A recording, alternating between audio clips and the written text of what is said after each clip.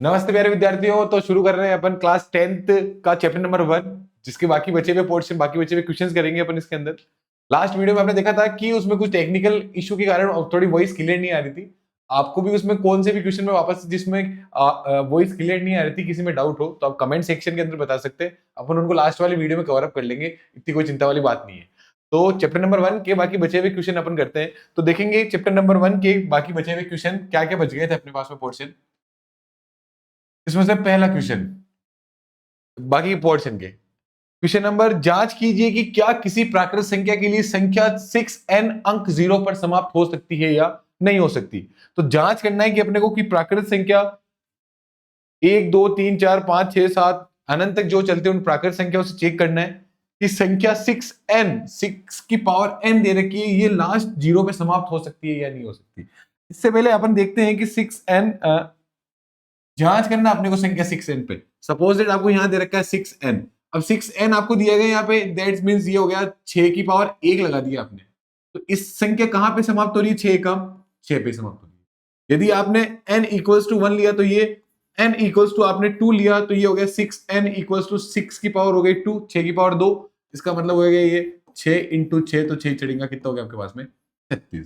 Same ऐसे ही यदि आपके पास में दे रखा है 6n की पावर आपने लगा दी 3, इसका मतलब हो गया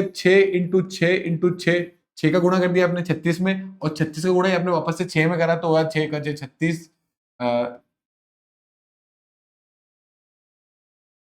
36 का 6 हासिल का 3, ये हो गया 226। इसके बाद में 6 की पावर आपने लगा दी 4, इसका मतलब ये हो गया 6 इंटू 6 इंटू 6 इंटू 6, और ये हो गया आपके पास में 1356। अर्थात अपन इस क्वेश्चन के अंदर अपन ये देख पा रहे हैं कि n की पावर 1 देने पे आपके पास में आ रहा है 6, n की पावर 2 रखी आपने तो आपके पास आया 36, n की पावर 3 रखी तो आपके पास में आ गया 226, n की पावर 4 रखी तो आपके पास में आ गया 1356। तो ये चेक करना है कि क्या पीछे वाली संख्या 0 पे समाप्त हो रही है, नहीं हो रही है। भाई आपने सारी की सारी संख्याओं को देख लिया तो यहाँ पे ये भी 6 पे समाप्त हो रही है, ये भी 6 पे समाप्त हो रही है, ये भी 6 पे समाप्त हो रही है, तो ये भी 6 पे समाप्त हो रही है। दैट मीन्स 0 पे समाप्त कौन सी संख्या होती है? तो 0 पे वही संख्या समाप्त होती है। कौन कौन सी संख्या 0 पे समाप्त होती है? तो अपन देखते हैं सबसे पहले कि 0 पे समाप्त होने वाली संख्या कौन कौन सी है। जैसे सपोज दैट आपके पास में यहां दे रखा है 10। अब 10 के आप अभाज्य गुणनखंड करोगे तो 10 के अभाज्य गुणनखंड करें, 2 पंजो 10 और 5 एकम 5, अर्थात आपके 10 के टुकड़े करने में मिल गए आपको 2 इंटू 5। सेम आपको यहां दे रखा है 20, 20 के टुकड़े करें, 2 एकम 2, 0 का 0, 2 पंजो 10 और 5 एकम 5।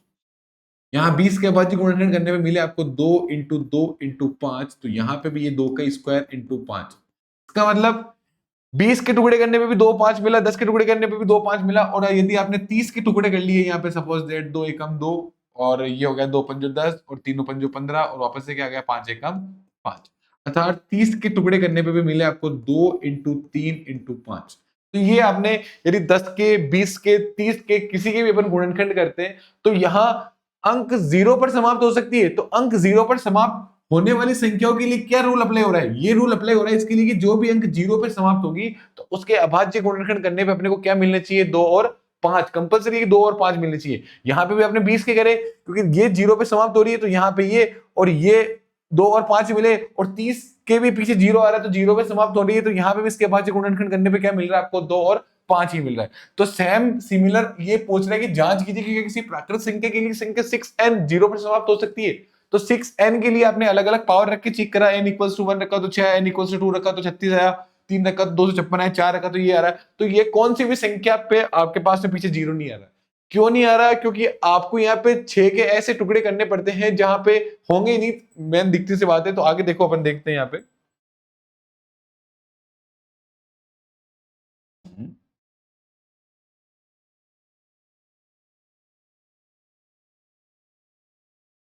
देखेंगे अपन आगे यहाँ पे ऐसे। तो 6 के अभाज्य गुणनखंड करने पे क्या मिला आपको? तो यहां आप लिखेंगे कि 6 के 6n के अभाज्य गुणनखंड करने पर, अभाज्य गुणनखंड करने पर क्या मिलता है आपको? 6 के अभाज्य गुणनखंड करने पर 2 तिया 6, 3 एकम 3। तो 6 के अभाज्य गुणनखंड करने पे आपको मिलते हैं 2 × 3 की पावर n। तो यहां पे 2 पे और पीछे क्या आ रहा है 3। तो शर्त यही थी कि 0 पर समाप्त होने के लिए उनके अंकों में क्या आना चाहिए, या तो 2 आना चाहिए और ये क्या आना चाहिए 5, तभी जाके वो कहां पे समाप्त हो सकती है, 0 पे समाप्त हो सकती है। तो यहां तक देखो,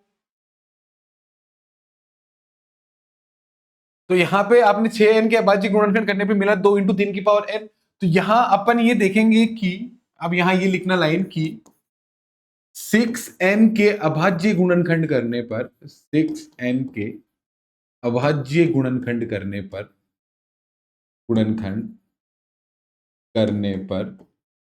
2 और 3 आ रहा है, और अभाज्य गुणनखंड करने पर 0 लाने के लिए अनिवार्य रूप से क्या आना चाहिए, 2 और 5 आना चाहिए। तो यहां आपने लिखा 6n के अभाज्य गुणनखंड करने पर आपको 2n मिला और एक क्या मिला, 3n मिला।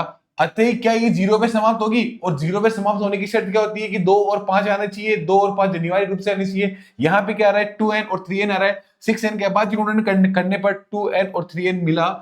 अतः अतः संख्या 6n के अभाज्य गुणन करने में 2 और 3 में, अतः 6n 0 पर समाप्त नहीं होगी। ये आपको इतना सा लिखना। और 0 पे समाप्त कौन सी संख्या होती है, तो आप ये भी लिख लो कि वह संख्या या वह संख्याएं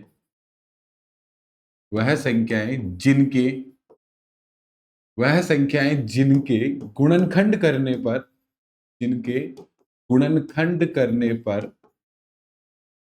2 व 5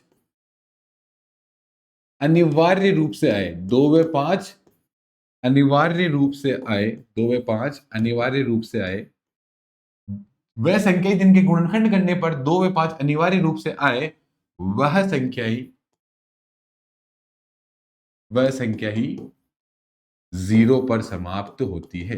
वह संख्या ही किस पे समाप्त होती है, 0 पर समाप्त होती है, अन्यथा नहीं, अन्यथा नहीं। ये था इतना सा प्रश्न।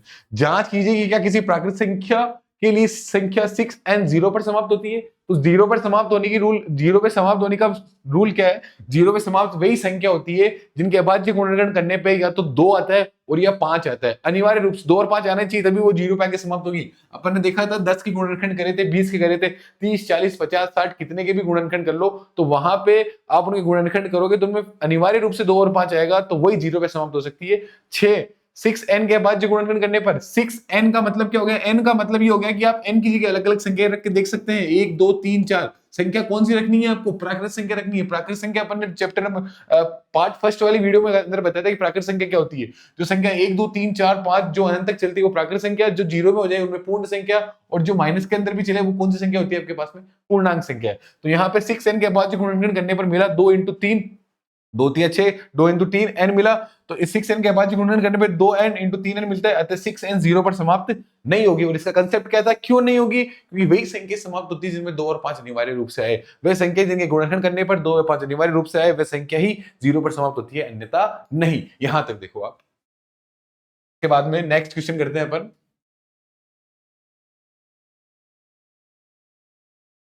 अगला प्रश्न दे रखा है कि व्याख्या कीजिए कि 7 × 11 × 13 + 13 और 7 × 6 × 5 × 4 × 2 × 1 प्लस के 5 भाज्य संख्या है और क्यों है। तो इसका एक्सप्लेनेशन देना पड़ेगा अपने को कि भाज्य संख्या क्यों है। भाज्य संख्याएं वे होती है, देखो एक तो अभाज्य संख्या होती है जिसमें अपने अलावा किसी का भाग नहीं आता, जिसका मतलब गुणनखंड वही होता है, उसको अपन भाज्य संख्या बोलते हैं। सपोज दैट 2 हो गई, 3 हो गई, ये वाली होगी संख्या आपके पास में। अब ये बोल रहा है कि ये जो आपको ये जो पूरी संख्या दे रखी है ये भाज्य संख्या क्यों है, ये बताना पड़ेगा। इसमें इतना सा प्रूव करना पड़ेगा। देखो अपन इसको करते हैं यहाँ पे, आपको करने से वो चीजें और अच्छी समझ में आएगी। देखो इसका आप हल करोगे, सॉल्यूशन संख्या दे रखी है आपको 7 × 11 × 13 प्लस की क्या दे रखा है 13, यहां तक संख्या दे रखी है।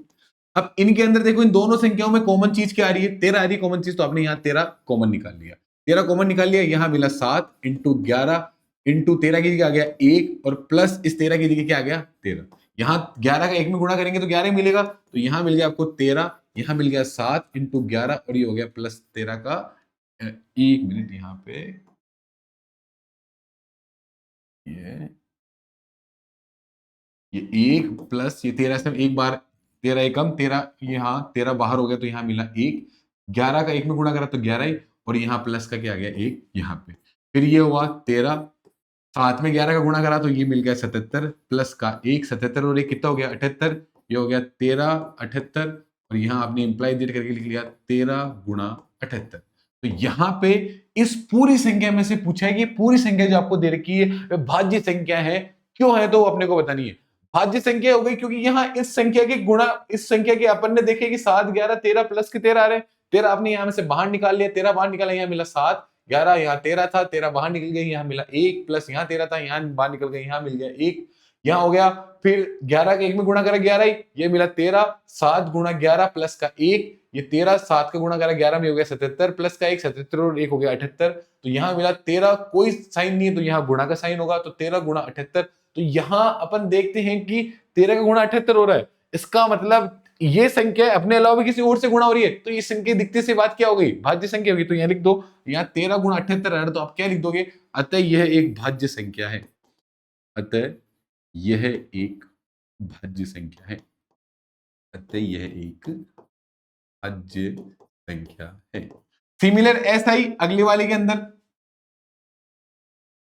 यहां आपको दे रखा है 7 गुणा 6 गुणा 5 गुणा 4 गुणा 3 गुणा 2 गुणा 1 प्लस के क्या दे रखे यहाँ पे 5 ये दिया गया आपको अब यहां पे अपन देखेंगे इसके अंदर कि हाँ यहां 7 गुणा 6 गुणा 5 गुणा 4 गुणा 3 गुणा 2 गुणा 1 और प्लस का 5 दे रखा है इसको भी प्रूव करना है कि अपने को ये भी भाज्य संख्या क्यों है तो यहाँ दिखती सी बात इन दोनों में क्या चीज कॉमन आ रही है प्लस की इधर भी 5 इधर भी क्या आ रहा है 5 तो यहाँ आपने 5 कॉमन निकाल लिया 5 कॉमन लेने के बाद में यह मिला 7 6 गुणा 5 1 मिलेगा कॉमन है तो और गुणा है तो 6 का 5 में गुणा हो गया तो 6 मिलेगा फिर यहाँ उतार लिया आपने 4 गुणा 3 गुणा 2 गुणा 1 प्लस के 5 था प्लस के 5 में से 5 बाहर निकाल लिया तो यहाँ पे क्या मिल गया आपको 1 ये यहाँ पे ये मिल गया 1 मिलने के बाद में आप इनको गुणा कर लो आराम से 5 यहाँ गुणा करा आपने 7 का 6 में गुणा करा 42 गुणा यहाँ आपने करा 3 दूनी 6 और 6 का गुणा करा आपने 4 में तो ये हो गया 24 प्लस का 1 अब 42 का 24 में गुणा कर लो क्या मिल रहा है 42 का 24 में गुणा करने पे तो 42 का 24 में गुणा करते हो आप तो देखते हैं अपन 42 का 24 में गुणा करते हैं तो 42 का गुणा कर दो आप इसके अंदर 24 के अंदर इसका गुणा 24 तो डायरेक्ट ही लगा 24 24 एकम 24 24 दूनी 42 24 ठीक है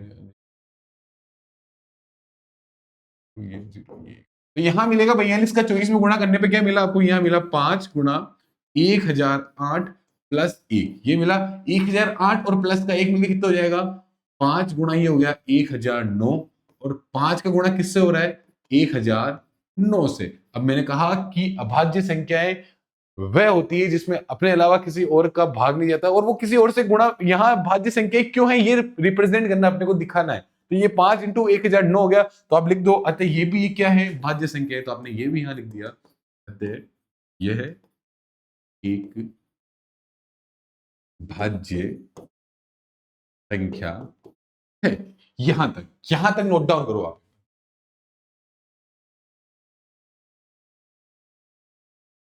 तो यहां तक करने के बाद अपन देखते हैं अगला क्वेश्चन इसके बाद में देखेंगे अपन नेक्स्ट क्वेश्चन क्या दे रखा है अपने को ये क्या रो ये यहां ये दे रखा है किसी खेल के मैदान के चारों ओर एक वृत्ताकार पथ इस मैदान का एक चक्कर लगाने में सोनिया को 18 मिनट लगते हैं जबकि इसी मैदान का एक चक्कर लगाने में रवि को 12 मिनट लगते हैं मान लीजिए कि वे दोनों के दोनों एक ही स्थान पर एक ही समय पर चलना प्रारंभ करके एक ही दिशा में चलते हैं तो उन दोनों को पुनः प्रारंभिक स्थान आने पे कितना समय लगेगा ये आपके एक्चुअल में प्रश्न दे रखा है प्रश्नावली 1.1 का 7वां क्वेश्चन एक्सरसाइज 1.1 का क्वेश्चन नंबर 7 ये सीरीज वाइज के लिए मतलब एक सारे एग्जांपल क्वेश्चन को सीरीज में लिखने के लिए यहाँ इस पीडीएफ को ऐसा लिखा गया है तो यहाँ आप ज्यादा से देखना कि क्वेश्चन नंबर 7वां किसी खेल के मैदान में चारों ओर एक और वृत्ताकार पथ इस मैदान का एक चक्कर लगाने में सोनिया को 18 मिनट लगते हैं जबकि इसी मैदान का एक चक्कर लगाने में रवि को 12 मिनट लगते हैं तो मान लीजिए वे दोनों एक ही स्थान पर एक ही समय पर चलना प्रारंभ करके एक ही दिशा में चलते हैं देखो पहले इस प्रश्न को समझने की कोशिश करो क्या दे रखा आपको प्रश्न यहाँ पे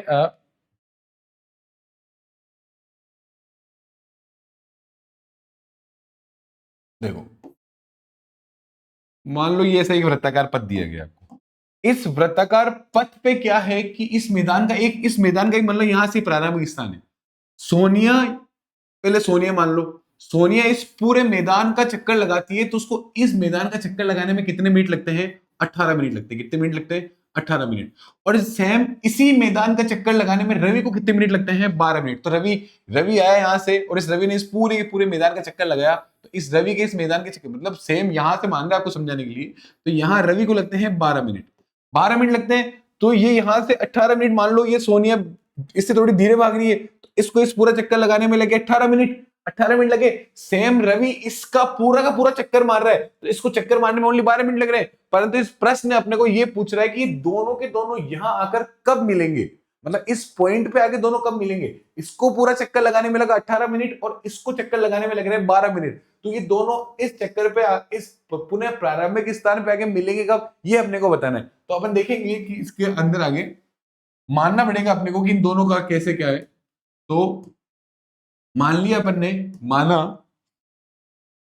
ने ये मान लिया कि माना सोनिया ए चक्कर तथा रवि बी चक्कर लगाने के बाद पुनः अब बात प्रारंभिक स्थान में मिलते हैं, तो अपने को ये करना पड़ेगा। तो मान लिया अपने रवि का ए चक्कर तथा सोनिया का ए चक्कर और रवि का मान लिया बी चक्कर, इनके कितने बाद मिलेंगे, ये कितने समय बाद मिलेंगे, समय निकालना अपने को है ना। समय निकालना, तो देखो पहले सोनिया का देख लेते हैं।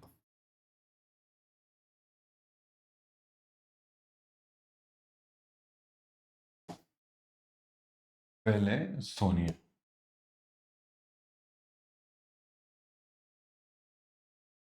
सोनिया को लगते हैं आपके 18 मिनट, तो 18 और सोनिया के माने अपन ने ए चक्कर। सेम रवि का समय, रवि 1 मिनट आप यहां, सोनिया का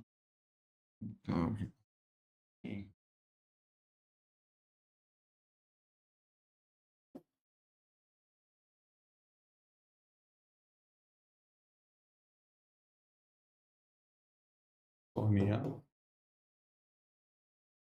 को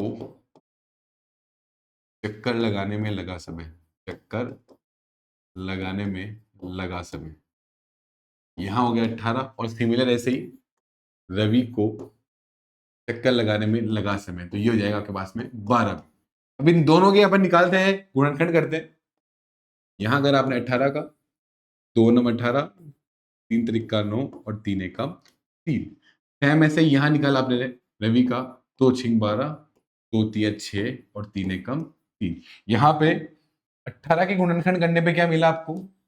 18 के गुणनखंड करने पे मिला आपको आप 2 इंटू 3 सेम 12 के गुणनखंड करने में मिले आपको 2 इंटू 2 इंटू 3। यहां एलसीएम निकालोगे आप, तो एलसीएम निकाला आपने, इन एलसीएम निकालने के लिए ये हो गया 2, ये हो गया 3 की पावर 2, ये हो गया 2, ये हो गया 2 की पावर 2 और ये हो गई 3 की पावर 1। एलसीएम निकालने के लिए मैंने बताया था सारी की सारी संख्या लिखनी है आपको, यहां लिख ली 2 और यहां लिख ली 3, ये आ रही है। और इन दोनों संख्याओं का भी क्या लेनी है? अधिकतम घात। यहां 2 की अधिकतम घात हो गई 2, यहां 3 की अधिकतम घात हो गई 2, तो ये हो गई 2 दूनी 4 और ये हो गया 3 त्रिका 9, और 9 का 4 में गुणे करेंगे तो कितना मिला आपको? 36। तो यहां रवि और सोनिया दोनों वापस से प्रारंभिक स्थान पे आएंगे, तो उनको कितना मिनट का समय लगेगा? 36 मिनट का समय लगेगा। कितना मिनट का समय लगेगा? 36 मिनट का समय लगेगा। 18 और 12 दोनों से जो भाज्य हैं वो उसको अपन क्या निकालते हैं? एलसीएम। 18 और 12 दोनों उस संख्या के भी क्या है? गुणज, जो अपने को यहाँ पे मिली है। तो यहाँ पे आप लिख दोगे कि जो पूछा था आपसे प्रश्न में कि कितने समय बाद में पुनः प्रारंभिक स्थान में मिलेंगे, तो आप क्या लिखोगे? अतः 36 मिनट बाद, अतः 36 मिनट बाद दोनों प्रारंभिक स्थान पे मिलेंगे। अतः 36 मिनट बाद दोनों प्रारंभिक स्थान पर मिलेंगे।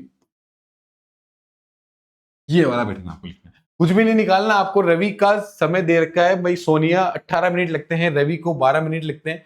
इन दोनों के अंदर दोनों का प्रारंभिक स्थान वापस से देखना है, तो इन दोनों का एलसीएम निकालना इतना सा ही फाइंड करना है आपको यहाँ पे। बट ये लिखने का पैटर्न कि माना सोनिया ए तो रवि बी चक्कर लगाने में मिलते हैं। सोनिया को चक्कर लगाने में लगा 18 इंटू ए समय, रवि को लगा 12 भी, क्योंकि अपन ये माना था, समय ज्ञात नहीं तब तक अपन ने मान लिया। 18 के एलसीएम निकाल दिया आपने, 2 नंबर 18, 3 3 9, 3 एकम 3, 12 के निकाल दिए, 2 6 12, 2 3 6 और 3 एकम 3।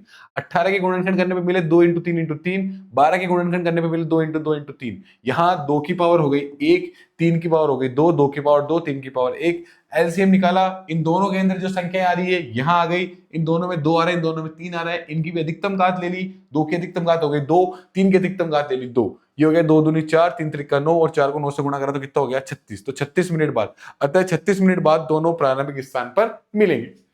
यहां तक करो।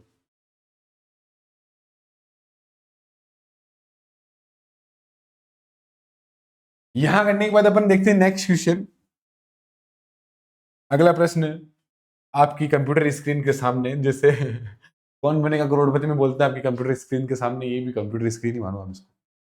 अगला क्वेश्चन है, अंडर रूट 2 एक अपरिमेय संख्या है, और एक ये वही प्रश्न है जो आपने देखा होगा कि मतलब बहुत बरसों से, क्या पता कौन से जमाने से आता है, बोर्ड क्लास के अंदर सबसे महत्वपूर्ण होता है। और मतलब अंडर रूट 2 एक अपरिमेय संख्या है, in just like irrational number बोलते हैं इसको इंग्लिश के अंदर, तो वो है। तो ये 2000 पता नहीं 22 20 19 18 16 जब हम 10th क्लास के अंदर थे तब भी महत्वपूर्ण था, आज 10th क्लास आ गई तब भी इंपॉर्टेंट है। तो इसको बहुत बारीकी से देखना, अंडर रूट 2, अंडर रूट 5 और बाकी जो भी संख्या दे रखी है वो एक अपरिमेय संख्या है। किस टाइप से अपरिमेय संख्याओं का मतलब अपरिमेय संख्या, पहले अपन थोड़ा सा पढ़ लेते हैं कि अपरिमेय संख्या एक्चुअल में होती क्या है। अपरिमेय संख्या पहला टाइप मतलब वह संख्याएं जिनको अपन p बटा q के रूप में नहीं लिख सकते हैं, वह अपरिमेय संख्या होती है। जहां q का मान कभी भी 0 के बराबर नहीं आता हो, पहले तो वो जिनको p बटा q के रूप में नहीं लिख सकते वो एक अपरिमेय संख्या होती है।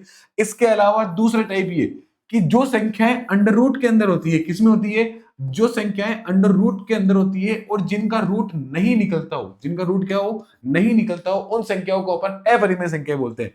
जैसे कि मान लो अंडर रूट 2 इसका रूट नहीं निकलता हो, अंडर रूट 3 इसका रूट नहीं निकलता हो, ये भी अपरिमेय संख्या है, अंडर रूट 5 इनका भी नहीं निकलता, ये भी अपरिमेय संख्या है, अंडर रूट 7 इसका भी नहीं निकलता तो ये भी अपरिमेय संख्या है। अंडर रूट 4 आ गया आपके पास में, तो अंडर रूट 4 का तो रूट क्या होता है, 2 होता है, तो ये क्या होती है, ये तो परिमेय संख्या हुई ना भाई। आप आपके पास और अंडर रूट 9 आ गया, अंडर रूट 9 को भी क्या लिख सकते हो, अंडर रूट 9 होता है क्या, कौन से का रूट होता है अंडर रूट 9, अंडर रूट 9 होता है 3 का रूट, तो ये भी क्या हो गई, ये भी परिमेय संख्या हो गई। तो अपरिमेय संख्या कौन सी होती है, जिनको अपन p बटे q के रूप में नहीं लिख सकते, पहली तो वो, और जिनका वर्ग मूल नहीं निकलता, अंडर रूट 2 का नहीं निकल रहा, अंडर रूट 3 का नहीं निकल रहा, अंडर रूट 5 का, अंडर रूट 7 का नहीं निकल रहा है, तो ये क्या होती है आपके पास में अपरिमेय संख्या होती है। समझ गए मेरी बात को, यहां तक कंसेप्ट क्लियर होना चाहिए भाई आपका कि under root 2, under root 3, under root 5, under root 7 इनका रूट नहीं निकलता है, अंडर रूट 4 का रूट निकलता है 2, अंडर रूट 9 का रूट निकलता है 3, तो वो क्या होती है, परिमेय संख्या है। एक नंबर के ऑब्जेक्टिव में पूछ भी लेते हैं कि परिमेय संख्या कौन सी होती है, अपरिमेय संख्या कौन सी होती है, तो वो भी। अब यहाँ पे अंडर रूट 2 एक अपरिमेय संख्या, ये अपने को सिद्ध करना है। इससे पहले मैं और भी बता दूं आपको कि अपन चैप्टर नंबर 1 2 से लेके स्टार्टिंग से लेके जो चैप्टर नंबर 14 तक है सारे चैप्टर करेंगे। उन चैप्टरों को करने के बाद में अपन उन चैप्टरों को एक एक वन शॉट भी निकालेंगे आगे आने वाली क्लासेस में, एक क्लास के अंदर पूरे चैप्टर को कैसे खत्म करेंगे। फिर लास्ट में और भी बहुत सारी क्लासेस क्या क्या नहीं है वो धीरे धीरे अपन आगे प्लान कर रहे हैं उस चीज का, तो आप देखते जाइए। फिलहाल अपन आते हैं अंडर रूट 2 एक अपरिमेय संख्या है, और इसके अलावा हाँ 9th class 10th class 11th 12th सारी की सारी क्लासों की अपन ऑनलाइन पढ़ाएंगे उस चीज को। पहले अभी 10th क्लास का पढ़ा रहे हैं, 10th क्लास का रूटीन बैठने के बाद में अपन 9th क्लास 9 का रूटीन बैठने के बाद में 11th क्लास की मैथ, 11th क्लास की मैथ चलने के बाद में अपन 12th क्लास की मैथ, तो ये सारे के सारे अपन YouTube के ऊपर ही देखेंगे। फिलहाल अभी फ्लो बैठ रहा है, उसके बाद में अपन लाइव क्लासेस भी लेके आएंगे कुछ दिनों में, मतलब 1 महीने 2 महीने के अंदर 10th 9th 11th 12th जो भी क्लासेस है इसी सेशन के अंदर लेके आएंगे अपन, समझे। तो यहाँ पे अंडर रूट 2 एक अपरिमेय संख्या है, जिनको अपन p बटा q is not equals to 0 होता है उनको अपन अपरिमेय संख्या बोलते हैं। Under root 2 under root 3 under root 5 under root 7 जिनका पूरा पूरा वर्गमूल नहीं निकलता उनको भी अपन अपरिमेय संख्या बोलते हैं। अंडर रूट 4 अंडर रूट 9 जिनका निकल जाता है वो संख्या कौन सी होती है आपके पास में, परिमेय संख्या है। हाँ। इसके बाद में यहां अपन देखेंगे अंडर रूट 2 एक अपरिमेय संख्या है कैसे, तो मान लेंगे भाई, अपन मान लेंगे भाई, जैसे कि आपने एक स्टोरी सुनी होगी कि मैथ वाले सर होते हैं स्कूल के अंदर, तो वो खाना लेके आते हैं, तो एक रोटी लेके आते हैं और सब्जी लेके नहीं आते जिस लाइक है। तो बच्चे पूछते हैं सर, अब वो ऐसे करके ऐसे खाते रहते हैं, तो बच्चे पूछते हैं कि सर आप क्या खा रहे हो, तो बोलते हैं बेटा मान लिया कि सब्जी पनीर की लेके आया हूं मैं, तो दैट्स कॉल्ड मानने वाला सिस्टम ही चलता है, इमेजिनेशन। तो यहाँ पे भी आपको ये सिद्ध करना है कि अंडर रूट 2 एक अपरिमेय संख्या है। तो इससे पहले अपन ये देख लेते हैं कि अ, अपरिमेय संख्या सबसे पहले मान लेंगे, अपन क्या कर लेंगे, मान लेंगे। तो अपन मान लेंगे, माना माना अंडर रूट 2 एक परिमेय संख्या है। ये मान लेंगे अपन की माना अंडर रूट 2 एक परिमेय संख्या है। अंडर रूट 2 एक परिमेय संख्या हो गई, तो परिमेय संख्या को अपन कैसे लिख सकते हैं, पी बटा क्यू के रूप में। तो यहां लिख लो कि परिमेय संख्या मान ली, तो पी बटा क्यू यहां आप और ऐसे मान लो under root 2 equals to A upon B.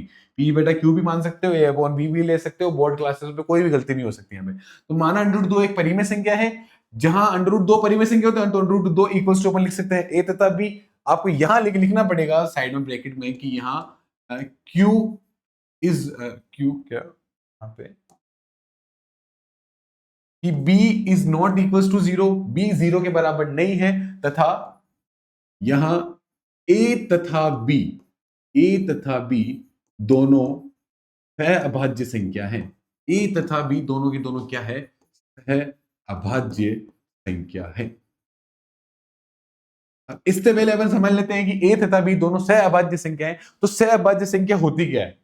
सह अभाज्य संख्या वह संख्या होती है जिनका एचसीएफ सदैव एक ही है। एचसीएफ क्या है? सदैव एक ही है। सपोज दैट उन संख्याओं को अपन सह अभाज्य संख्या बोलते हैं, और जिनके अंदर सह अभाज्य संख्या जिनके अंदर एक से अधिक एचसीएफ आ जाए तो वो सह अभाज्य संख्या नहीं होती, वो तो एक अभाज्य संख्या का उदाहरण हो जाता है। सपोज दैट यहाँ पे आपको दे रखा है, मान लो क्या दे रखा है, सपोज दैट आपको 3 दे रखा है। क्या दे रखा है? 3। तो 3 का एचसीएफ निकालोगे तो 3 एकम 3 एक ही आ रहा है।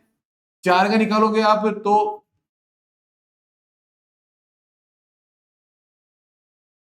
5 का निकालोगे तो आपके पास में क्या हो गया? 5 एकम 5। तो यहां 3 व 5 दोनों की दोनों कौन सी संख्या होती है? अभाज्य संख्या होती है। इसकी जगह अपन यदि आप यहां पे 4 ले लो, आप यहां पे 6 ले लो, तो ये 4 हो गए, 2 दूनी 4, 2 एकम 2, और यहाँ 6 ले लिया, 2 तिया 6, 3 एकम 3। तो इनके अलावा भी और भी संख्या आ रही है, तो ये सह अभाज्य संख्याएं नहीं होती है। सह अभाज्य संख्या वही होती है जिनका एचसीएफ कितना है? एक आए, उनको अपन क्या बोलते हैं? सह अभाज्य संख्या बोलते हैं। तो यहां तक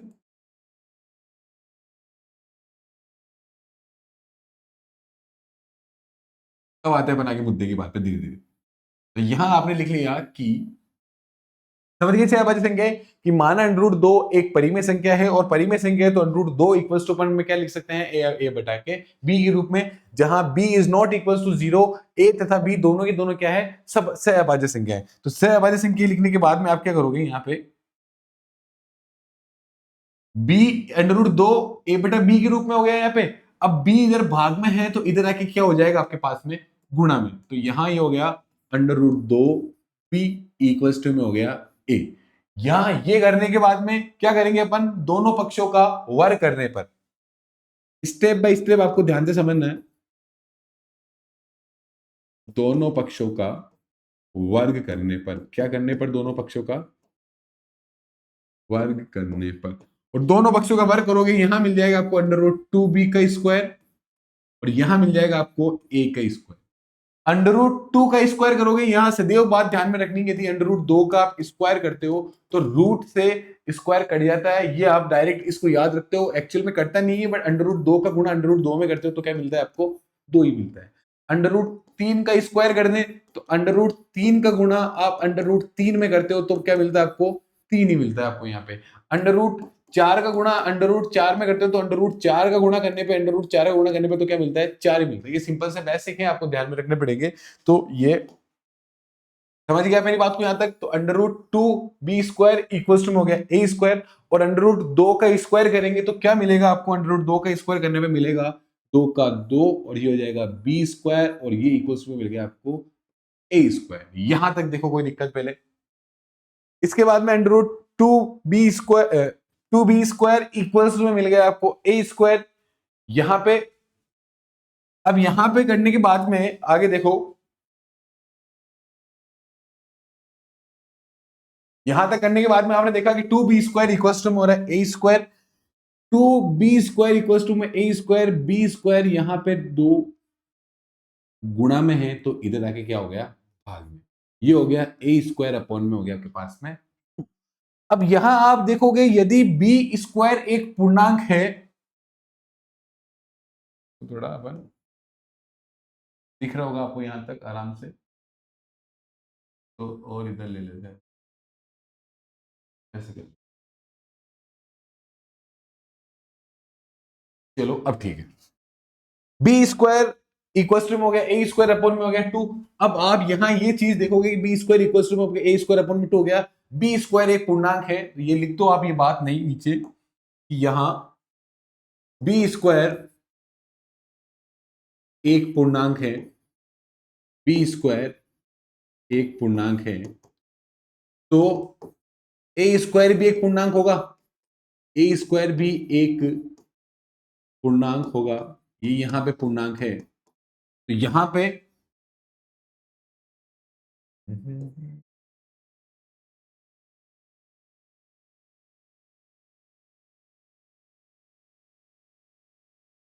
a² भी एक पूर्णांक होगा। अब यहां पे आप देखो यदि a² में 2 का भाग जा रहा है, यदि a² 2 से विभाज्य है, a² 2 से विभाज्य है तो a भी 2 से विभाज्य होगा, a भी 2 से विभाज्य होगा। पहले आप यहां तक इस बात को समझो। आपने क्या करा, आपने अपन ने यहां पे ये करा, सबसे पहले मान लिया मान √2 एक परिमेय संख्या है। ये मानने के बाद में अपन ने ये करा √2 इक्वल टू में ले लिया a अपॉन b, b को मान लिया b is not equal to 0 की b 0 के बराबर नहीं है, तथा a तथा b दोनों सहअभाज्य संख्या है। सहअभाज्य संख्या के बाद में आपने नेक्स्ट स्टेप में लिखा √2 a अपॉन b, b इधर गुणा में भाग में था तो इधर आके हो गया गुणा में, यहां मिल गया आपको √2b इक्वल टू में a। फिर आपने दोनों पक्षों का वर्ग कर दिया, दोनों पक्षों का वर्ग करने पे स्क्वायर हो गया तो यहां मिल गया √2b² इक्वल टू मिल गया a²। √2b √2 का स्क्वायर करा, ये मिला 2b² और इक्वल टू मिला आपको a²। यहां पे ये मिले बाद में यहां नाम दे दो समीकरण नंबर a, बाद में काम में आएगा अपने आगे। इसके बाद में b² को आपने यहां रहने दिया, a² में आपने 2 का भाग दिया तो a² अपॉन 2 हो गया। आपने ये नई लाइन लिख दी कि b² एक पूर्णांक है। आप लिखो, यहां लिखा आपने b² एक पूर्णांक है तो इसके सामने a² भी एक पूर्णांक होगा, और a² एक पूर्णांक है तो यहां क्या लिख दोगे आप, यदि a² 2 से विभाज्य है तो a भी 2 से विभाज्य होगा। ये चीज कैसे देखते हैं अपन, सपोज दैट आप किसी चीज का स्क्वायर निकाल रहे हो, मान लो यहाँ पे 2 है, 2 का स्क्वायर दे दिया मैंने, कितना हो रहा है 4। अब यदि 4 के अंदर किसी संख्या का भाग जा रहा है ना, मान लो 4 में 2 का भाग जा रहा है तो 4 का 2 का भाग गया, कितनी बार गया 2 बार। तो यदि इसके स्क्वायर में इसका भाग जाता है तो इसकी जो एक्चुअल में जो संख्या होती है 2, उसमें भी तो 2 का भाग जाता ही है भाई। ये लो 2 1 2 ऐसे। मान लो 3 है, 3 का स्क्वायर कितना होता है 9, 9 में आपने 3 का भाग दिया तो 9 में जा रहा नहीं जा रहा, जा रहा है ना भाई, 3 तरीका 9, इस 9 के 3 के स्क्वायर में भी 3 का भाग जा रहा है तो 3 में भी तो 3 का भाग जाएगा। तो यही बात यहां पे लिखी है, यदि a² 2 से विभाज्य है तो a भी किससे विभाज्य होगा, 2 से विभाज्य होगा। ये रफ काम आपको समझाने के लिए, a² 2 से विभाज्य है तो a भी क्या होगा 2 से विभाज्य होगा। यहां तक ये बात लिखने के बाद में अपन एक नई स्टेप मानेंगे कि, एक मिनट दिख नहीं रहा है आपको, हाँ हाँ, तो यहाँ a² यदि 2 से विभाज्य है तो a भी 2 से विभाज्य होगा। तो अपन यहाँ पे क्या मान लेंगे, अपन एक नई चीज मान लेंगे, यहाँ पे एक नई और चीज मान लेंगे। अब यहाँ मान लो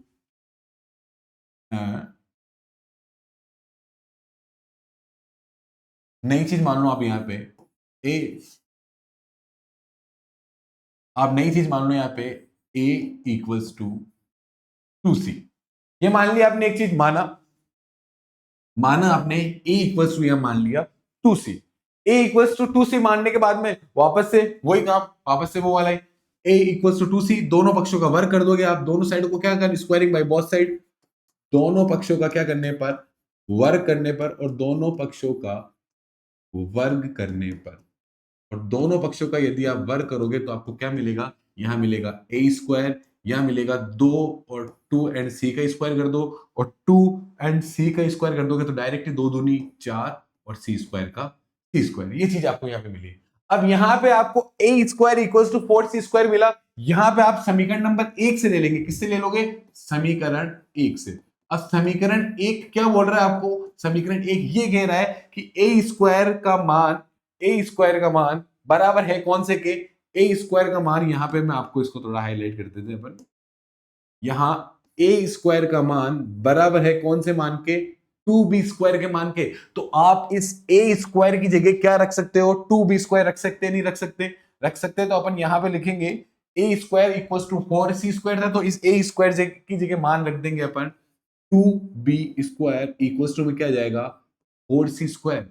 आ गया यहां तक? यहां तक आने के बाद में देखो, यहां 2b स्क्वायर 4c स्क्वायर मिल गया। यहां 4 इस सी स्क्वायर से गुणा हो रहा है, तो इधर आके क्या हो जाएगा? भाग में। तो ये हो जाएगा 2b स्क्वायर इक्वल्स टू में सी स्क्वायर। 4 गुणा हो रहा है तो इधर आके हो गया भाग में, ये हो गया भाग। यहां कट गया 2 एकम 2, 2 दूनी 4। तो यहां क्या मिल गया आपको? यहां ये स्टेप मिली b स्क्वायर अपॉन में क्या मिल गया? 2 इक्वल्स टू में गया सी स्क्वायर। वापस से वही बात, यहां b स्क्वायर, यहां b स्क्वायर 2 से विभाज्य है, यहां b स्क्वायर 2 से विभाज्य है, तो b भी 2 से विभाज्य होगा। b भी 2 से विभाज्य होगा। यहां यदि b स्क्वायर 2 से विभाज्य है तो b भी 2 से विभाज्य होगा।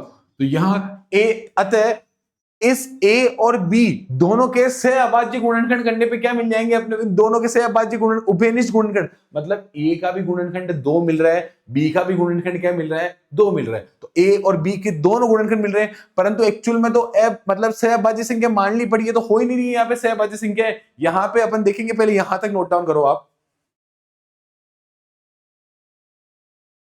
तो यहां पे ये चीज, बी स्क्वायर 2 से विभाज्य, तो बी भी 2 से विभाज्य होगा। तो यहां ए और बी के उभयनिष्ठ गुणनखंड कौन हो रहा है? 2 हो रहा है। इसका मतलब ये सहअभाज्य संख्या। तो यहां क्या लिखोगे आप? यहां लिखोगे अतः यहां बी स्क्वायर 2 से विभाज्य, तो बी भी 2 से विभाज्य होगा। अतः यहां ए व बी का उभयनिष्ठ गुणनखंड, यहां ए व बी का उभयनिष्ठ गुणनखंड कौन है यहाँ पे? अतः यहाँ ए व बी का उभयनिष्ठ गुणनखंड ऊपर ले लें अपन थोड़ा सा। हाँ। अतः यहाँ ए व बी का उभयनिष्ठ गुणनखंड कौन है? अतः यहाँ ए व बी का उभयनिष्ठ गुणनखंड 2 है। ये हमारी कल्पना का विरोधाभास है। ये हमारी, या आप डायरेक्ट लिखो,